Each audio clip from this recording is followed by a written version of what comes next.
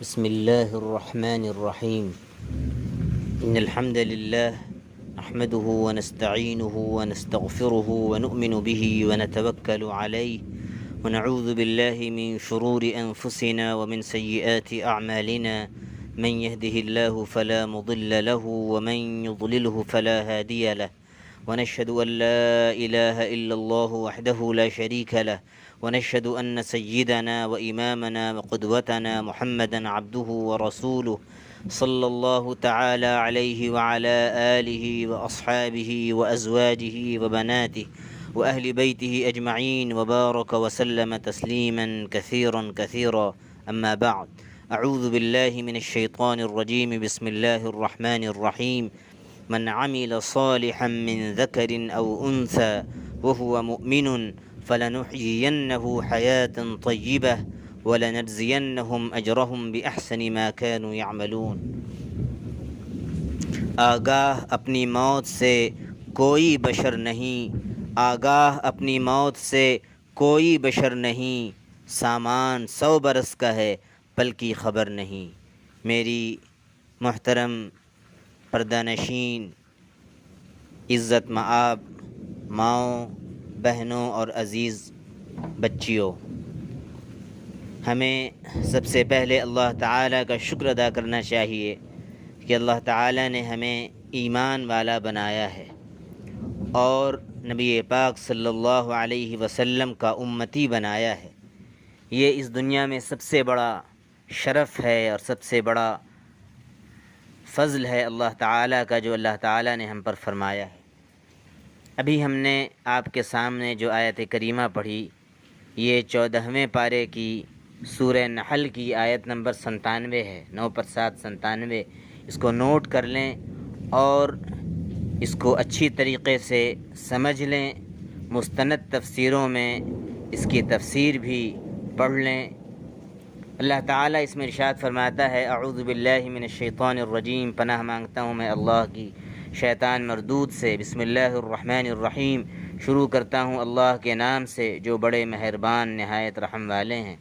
من عمل صالحا من ذکر او انثی، کہ جو کوئی بھی نیک عمل کرے گا، چاہے وہ مرد ہو یا عورت ہو، وہو مؤمن، اور وہ ایمان والا بھی ہو، سچے دل سے اللہ کو مانتا بھی ہو، فَلَنُحْيِيَنَّهُ حَيَاةً طَيِّبَةً، تو جو کوئی بھی مرد و عورت ایمان کے ساتھ عمل صالح کرے گا، نیک عمل کرے گا، اللہ تعالیٰ وعدہ فرما رہا ہے کہ ہم اس کو اچھی زندگی دیں گے، پاکیزہ زندگی دیں گے، صاف ستھری زندگی دیں گے۔ یہ تو دنیا میں ہم دیں گے، یہ نقد انعام ہے۔ وَلَنَجْزِيَنَّهُمْ أَجْرَهُمْ بِأَحْسَنِ مَا كَانُوا يَعْمَلُونَ، اور ہم ان کو ضرور بالضرور ان کا بدلہ دیں گے، بِأَحْسَنِ مَا كَانُوا يَعْمَلُونَ، ان نیک اعمال کا وہ جو دنیا میں کرتے رہے تھے، دنیا میں جو بھی نیک اعمال کرتے رہے تھے اس کا بہترین اجر ہم ان کو آخرت میں عطا فرمائیں گے۔ یہ ایک ایسی آیت ہے جس میں بہت ہی بشارت ہے ہر نیک عمل کرنے والے اور نیک عمل کرنے والی خاتون کے لیے۔ اور یہاں پر اللہ تعالیٰ نے اس بات کو بھی صاف کر دیا کہ نیک عمل کرنے کے سلسلے میں، ایمان کے سلسلے میں اور اس پر اجر اور انعام پانے کے سلسلے میں، ثواب پانے کے سلسلے میں عورتیں مرد سے کسی طرح کم نہیں ہیں۔ جو جاہلیت میں تصور تھا اسلام آنے سے پہلے کہ عورتوں کا درجہ بہت کم ہے، یا بعد کے زمانے میں جو ماڈرن زمانہ کہلا رہا ہے آج کل، اس میں کہیں یہ ایک نیا فیشن یا نیا نعرہ دیا جائے کہ عورتیں تو صرف برابر ہی نہیں مردوں کے، بلکہ مردوں سے بھی فائق ہیں، مردوں سے بھی ان کا مرتبہ بلند ہے، تو اللہ تعالیٰ نے اس آیت میں صاف کر دیا ہے کہ ایمان کے معاملے میں اور نیک عمل کے سلسلے میں ہر زمانے میں مرد و عورت برابر ہیں، ثواب پانے کے سلسلے میں مرد و عورت برابر ہیں۔ جس طریقے سے اللہ پر ایمان لا کر اور نیک عمل کر کے کوئی مرد اللہ کا ولی بن سکتا ہے، اسی طریقے سے کوئی خاتون اللہ پر ایمان لا کر اور عمل صالح اختیار کر کے وہ اللہ کی ولیہ بن سکتی ہے۔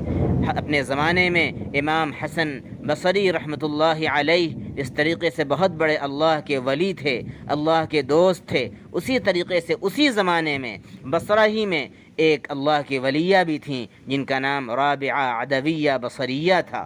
اس لیے یہ تاریخ بھی ہمیں بتاتی ہے کہ جو کوئی بھی نیک عمل کرے گا اور ایمان کے ساتھ وہ عمل صالح میں بڑھتا جائے گا، وہ اللہ کے قریب ہو جائے گا۔ اس میں مرد و عورت کی کوئی تفریق اسلام نے نہیں کی ہے۔ دوسری بات بہت اہم یہ ہے کہ عمل صالح کرے گا، نیک عمل کرے گا، یہ شرط اللہ نے لگائی ہے، اور ایمان والا بھی ہو، ایمان والی بھی ہو۔ اگر سرے سے ایمان ہی نہیں ہے تو پھر اس کا کوئی عمل صالح نہیں ہے، اس کا کوئی بھی عمل نیک نہیں ہے، کیونکہ جو اللہ ہی کو نہیں مانتا ہے وہ اچھا عمل کس کے لیے کرے گا، اور کون اس کو اچھے عمل کا بدلہ دے گا؟ یہ سوال پیدا ہوتا ہے۔ کوئی عیسائی ہو، کوئی یہودی ہو، کوئی ہندو ہو، اور وہ یہ سمجھے کہ ہم اپنی کتاب پر جو کبھی زبور اور انجیل اور توریت آسمانی کتابیں تھیں اس پر عمل کر کے ہم نجات پا سکتے ہیں اور اللہ کا قرب حاصل کر سکتے ہیں، تو وہ قرب نہیں پا سکتا ہے، کیونکہ آخری نبی حضرت محمد صلی اللہ علیہ وسلم کے تشریف لانے کے بعد آپ کو آخری نبی ماننا ضروری ہے ہر انسان کے لیے، اور آخری کتاب قرآن مجید کے نازل ہو جانے کے بعد اس کتاب پر ایمان لانا ضروری ہے۔ تو ایمان پہلی شرط ہے، اور پھر ایمان کے بعد نیک عمل، یہ اللہ نے شرط لگائی ہے کہ عمل نیک ہو۔ کوئی بھی عمل کرتا جائے آدمی اندھا دھن، اس کی اللہ کے یہاں کوئی قدر و قیمت نہیں ہے، نیک عمل ہونا چاہیے۔ اور یاد رکھیے اس نقطے کو اور اس اصول کو نوٹ کر لیجئے، اس فارمولے کو نوٹ کر لیجئے کہ عمل صالح وہی ہے جو نبی پاک صلی اللہ علیہ وسلم کے طریقے اور سنت کے مطابق ہو۔ جو عمل بھی نبی کی سنت کے مطابق نہیں ہے، نبی کے طریقے کے مطابق نہیں ہے، وہ نیک عمل نہیں ہے۔ مثال کے طور پر نبی پاک صلی اللہ علیہ وسلم نے نمازوں کی ہی مثال لے لیجئے آپ۔ مغرب کی آپ صلی اللہ علیہ وسلم نے 3 رکعتیں نمازیں پڑھیں اور امت کو 3 رکعت سکھائی۔ اب اگر کوئی شخص یہ اپنے دماغ سے سوچ لے، کوئی مرد ہو کوئی عورت ہو، کہ بھائی آج تو ہمارا دل کر رہا ہے کہ ہم مغرب کی 4 رکعت پڑھیں گے، تو بھائی کوئی اگر 4 رکعت پڑھے گا، اور اکثر جو لوگ بھی بدعت کرتے ہیں، کوئی بھی رسم و رواج کا کام کرتے ہیں، ان سے جب کہا جاتا ہے کہ بھائی یہ سنت نہیں ہے، یہ بدعت ہے، یہ خلاف سنت عمل ہے، تو وہ فوراً یہی جواب دیتے ہیں کہ بھائی غلط ہم نے کیا کیا۔ تو اب کوئی ہمیں یہاں پر بتائے کہ اس نے جو 4 رکعت پڑھی، 1 رکعت زیادہ پڑھی، سورہ فاتحہ 1 مرتبہ زیادہ پڑھا، 1 سورت کی اور مزید تلاوت کی، ایکسٹرا تلاوت کی، 1 رکوع زیادہ کیا، رکوع کی تسبیحیں زیادہ پڑھیں، 2 سجدے زیادہ کیے اس نے، اور پھر تحیات 1 مرتبہ پڑھا، درود شریف 1 مرتبہ زیادہ پڑھا، دعائے معصورہ 1 مرتبہ زیادہ پڑھا، تو اس کو تو ثواب ملنا چاہیے ہماری عقل کے اعتبار سے۔ لیکن کوئی عام سے عام مسلمان بھی جس کو ادنا علم ہوگا شریعت کا اور مسئلہ معلوم ہوگا، وہ یہ کہے گا کہ آپ کی نماز نہیں ہوئی، سرے سے آپ کی نماز باطل ہوئی، اس مزید 1 رکعت نے آپ کی ان 3 رکعتوں کو غارت اور برباد کر دیا۔ کیوں بھائی؟ اس نے غلط کام کیا کیا؟ غلط یہ کیا کہ نبی کے بتائے ہوئے طریقے کے خلاف کر دیا اس نے۔ نبی نے 3 رکعت بتائی ہے اور اس نے 4 رکعت پڑھ لیا۔ تو پتہ یہ چلا اس فارمولے سے کہ ہر عمل میں جب نماز جیسا عمل باطل ہو جا رہا ہے تو کوئی بھی عمل اگر سنت کے خلاف ہے تو وہ عمل اللہ کے یہاں مقبول نہیں ہے۔ نبی پاک صلی اللہ علیہ وسلم کا پاک ارشاد ہے، من احدث فی امرنا ھذا، جو میرے اصلاح ہوئے دین میں کوئی نیا عمل، کوئی نئی چیز، کوئی نئی رسم پیدا کرے فہو رد، تو اللہ کے ہاں مردود ہے، اللہ کے ہاں اس پر کوئی اجر نہیں ہے، اللہ کے ہاں وہ قبول نہیں کیا جائے گا، وہ واپس کر دیا جائے گا، اس کے ریجیکٹ کر دیا جائے گا۔ اس لیے میری بہنوں یہ بات سمجھنے کی ہے۔ یہ محرم الحرام کا مہینہ گزرا، آپ نے دیکھا ہوگا کتنی ہماری ایسی خواتین ہیں جو شیعوں کی نقل میں دیکھا دیکھی بغیر قرآن پڑھے ہوئے، بغیر سنت کا مطالعہ کیے ہوئے، حدیث کا مطالعہ کیے ہوئے، مستند علماء سے مسئلہ معلوم کیے ہوئے، وہ سمجھتی ہیں کہ محرم الحرام کے مہینے میں یہ فاتحہ ضرور کرنا چاہیے، اور امام حسین رضی اللہ عنہ کو ثواب ضرور پہنچانا چاہیے، میں یہ نہیں کہتا کہ یہ غلط ہے، لیکن آپ یہ بتائیے کہ امام حسین رضی اللہ عنہ نے خود جب شہادت سے پہلے جب محرم آتا تھا تو وہ کس کی فاتحہ کرتے تھے؟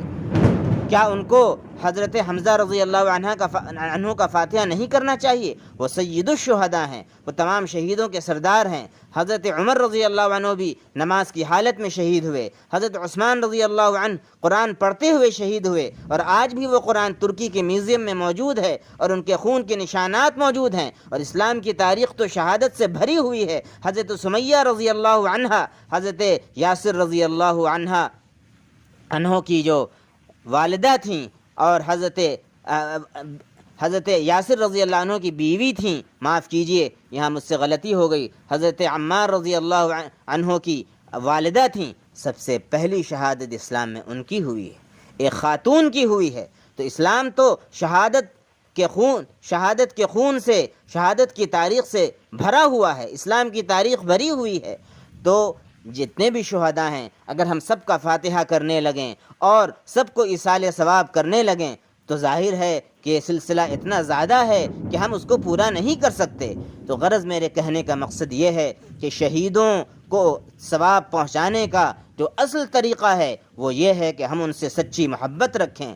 شہداء کرام سے، حضرت امام حسین رضی اللہ عنہ سے، حضرت امام حسن رضی اللہ عنہ سے، اور تمام خلفائے راشدین سے اور تمام صحابہ سے ہم اپنے دل میں سچی محبت رکھیں اور ان کے طریقے پر چلیں، ان کے طریقوں کو اپنائیں۔ ہم بھی دین کے لیے محنت کریں، دوسروں کو بھلائی کا حکم دیں، برائی سے ہم روکیں، اور اس سلسلے میں کوئی ہماری مخالفت کرے، کوئی ہم کو برا بھلا کہے تو ہم اس کی بھی پرواہ نہ کریں، اور حق کو حق کہیں اور باطل کو باطل کہیں۔ یہی امام حسین رضی اللہ عنہ سے محبت کرنے کی سچی علامت ہے۔ ہم حسینی اسی وقت ہوں گے جب ہم دین کے لیے کچھ قربانی دیں۔ آج تو ہم نے کچھ قربانی نہیں دی، ہم تو ان کے نام پر حلوہ الملیدہ کھا رہے ہیں اور ہم یہ سمجھ رہے ہیں کہ ہم حسینی ہیں۔ میری بہنوں، غور کرنے کی بات ہے، صحابہ نے اپنی جانیں قربان کیں اور ہم نے تو دین کے لیے کوئی قربانی نہیں دی۔ آج تو ہم نے اپنے دین کا اپنے گھروں سے جنازہ نکال دیا۔ ہم تو پردہ کرنے کے لیے تیار نہیں، ہم 5 وقت کی نمازیں پڑھنے کے لیے تیار نہیں، ہم رمضان کے روزے رکھنے کے لیے تیار نہیں۔ ہم کس منہ سے کہتے ہیں کہ ہم محمدی ہیں، ہم حسینی ہیں؟ ہم محمدی اسی وقت ہوں گے، حسینی اسی وقت ہوں گے، اور ان کو ثواب پہنچانے والے اسی وقت ہوں گے جب ہم نمازوں کی پابندی کریں گے۔ نبی پاک صلی اللہ علیہ وسلم نے، حضرت امام حسین رضی اللہ عنہ کے نانا جان نے کیا فرمایا؟ جعلت قرۃ عینی فی الصلاۃ، میری آنکھوں کی ٹھنڈک نماز میں رکھ دی گئی ہے۔ جو کوئی نماز پڑھے گا وہ حضرت نبی پاک صلی اللہ علیہ وسلم کو خوش کرے گا، حضرت امام حسین رضی اللہ عنہ کو خوش کرے گا، کیونکہ ہم سب جانتے ہیں کہ ان کی شہادت سجدے کی حالت میں ہوئی تھی، اور وہ ظہر کی نماز ادا کر رہے تھے، اور سجدے کی حالت میں فاسقوں نے اور مجرموں نے اور شقی اور بدبخت لوگوں نے ان کو شہید کیا تھا۔ کیا سبق دیا امام حسین رضی اللہ عنہ نے؟ دنیا سے جاتے جاتے باطل کے خلاف اور ظلم کے خلاف انہوں نے جو اپنی گردن کٹائی اور اپنی شہادت کو پیش کیا تو سجدے کی حالت میں پیش کیا۔ وہ سجدے کا پیغام دے کر جا رہے ہیں اور وہ توحید کا پیغام دے کر جا رہے ہیں، وہ نبی پاک صلی اللہ علیہ وسلم کے طریقے کو زندہ کرتے ہوئے جا رہے ہیں۔ تو پتہ یہ چلا کہ ہم اپنی پوری زندگی میں صرف محرم کے ایک دن 10ویں دن نہیں، پوری زندگی میں جب نبی کے طریقے کو دیکھیں گے، صحابہ کے طریقے کو دیکھیں گے، آل بیت کے طریقے کو دیکھیں گے اور اس کے مطابق اپنی زندگی گزاریں گے، تب اللہ تعالی ہمیں دنیا میں بھی کامیاب کرے گا اور آخرت میں بھی کامیاب کرے گا۔ میری بہنوں، آج مجھے آپ سے مخاطب ہونا تھا لیکن بارش کی وجہ سے میں حاضر نہیں ہو سکا، تو میں نے مناسب سمجھا کہ جو پیغام پہنچانا ہے وہ میں کسی اور ذریعے سے آپ تک پیغام پہنچا دوں۔ آپ قرآن مجید کی اس آیت کا مطالعہ بھی کریں، آیت نمبر 97 سورہ نحل پارہ نمبر 14، اور اس کی روشنی میں مستند علماء کی تفسیروں کو دیکھیں، مستند علماء سے مسائل معلوم کریں، صرف جاہل پیروں کی باتیں نہ مانیں۔ آج تو جاہل پیر ایسے ہیں کہ وہ عورتوں سے پردہ نہیں کرتے ہیں اور تعویذ کے نام پر ان کو ٹھگتے ہیں اور ان کے عقیدے کو بگاڑتے ہیں۔ میری بہنوں، گزارش ہے کہ ہم سب سے پہلے اپنے عقیدے کو درست کریں۔ جو ہوتا ہے اللہ سے ہوتا ہے، بچوں کو ہم تعویذ پہنا سکتے ہیں، اس کی اجازت ہے، کیونکہ بچے دعاؤں کو نہیں پڑھ سکتے۔ کوئی ایسا شخص ہے جو نہیں پڑھ سکتا ہے دعاؤں کو، اس کے لیے اجازت ہے، لیکن جو دعاؤں کو پڑھ سکتا ہے، جو بالغ بچہ ہے، ہم اس کو قرآن سکھائیں، ہم مسنون دعائیں سکھائیں، جو قرآن پڑھ کر اور مسنون دعاؤں کو پڑھ کر جو اپنے اندر پاور حاصل کرے گا، تو وہ طاقت اور وہ پاور تعویذ کے صرف لکھنے میں نہیں ہے۔ یہ بات ہم سبوں کو سمجھنے کی ضرورت ہے، اور اپنے عقیدے کو اور اپنی عزت کو محفوظ رکھنے کی ضرورت ہے، اور جو دین کے خلاف جو باتیں چلی ہوئی ہیں اور جو ارتداد کی فضا چلی ہوئی ہے، کس طریقے سے ہماری مسلم بہنیں کافر لڑکوں کے ساتھ بھاگ جا رہی ہیں اور اپنے ماں باپ کے منہ کو کالا کر رہی ہیں، ان تمام چیزوں سے ہمیں اللہ کی پناہ مانگنے کی ضرورت ہے، اور اپنے گھر کی حفاظت کرنے کی ضرورت ہے۔ اللہ تعالی ہم سبوں کے جمع ہونے کو، جو ہر ہفتے ہم جمع ہوتے ہیں، اللہ تعالیٰ قبول فرمائے۔ جتنی بہنیں بھی اس میں شریک ہوتی ہیں، سب کے آنے کو اللہ تعالیٰ قبول فرمائے۔ جو بہنیں ہماری اس کے لیے محنت کرتی ہیں اور اپنے گھروں میں اس کا انتظام کرتی ہیں، اللہ تعالیٰ ان کے گھروں میں برکت عطا فرمائے، اور پوری بستی کو اللہ تعالیٰ ہر قسم کے فتنے سے، شر سے اور آفت سے اللہ تعالیٰ محفوظ رکھے۔ آمین۔ وآخر دعوانا